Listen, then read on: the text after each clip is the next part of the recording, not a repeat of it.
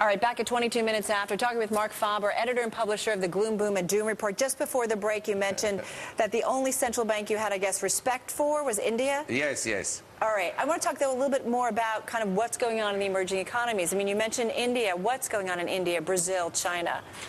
Well, basically, I mean, we live now from a historical point of view, in the most interesting time of the last 150 years. Because over the last 200 years or so, the rich countries became rich.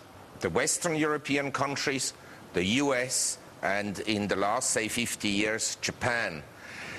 And at the same time, the emerging world was essentially getting poorer and poorer. In the 19th century in India, we had a period of deindustrialization. And as a share of world's GDP, the GDP of both China and India went down over the last 200 years until they began to liberalize. In the case of China, the open door policy came in 1978 under Deng Xiaoping. And in the case of India, liberalization came roughly 10 years ago. And since then, the emerging world has been growing at a much faster pace than the industrialized world. Right. And today we have, for the first time, car sales in emerging economies at the higher level than in the industrialized countries of the world. The emerging world is no longer the poor cousin of the rich countries. They are now an economic power.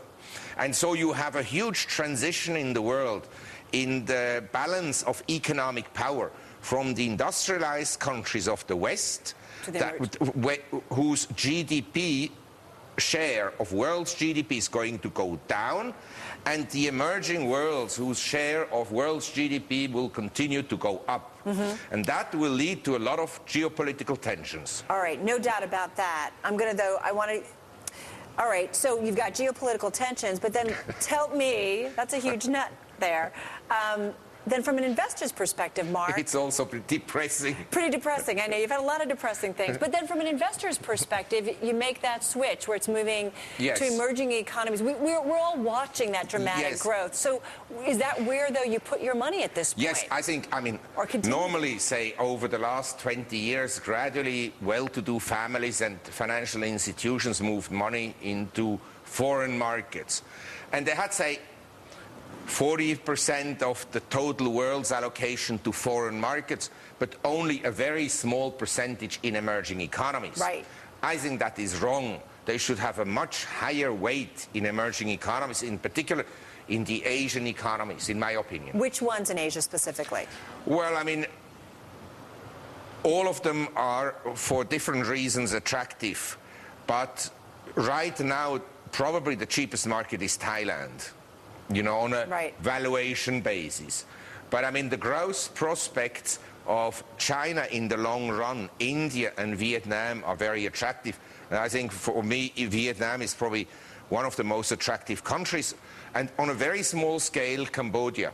All right. I want to go back to the U.S. if I can. So would you say no money in the U.S., or if you're going to be in the U.S., just be very defensive? Well, in the U.S., but you see, the difficulty in life is that what you perceive as defensive may be dangerous. Defensive would be to be in cash and government bonds. Right. But that may be just the worst investment over the long run, because Mr. Bernanke and also Harvard economists, they have made statements to the effect that basically you should have an inflation rate of 6%, and then they keep interest rates at 0, so you're expropriated by 6% annually.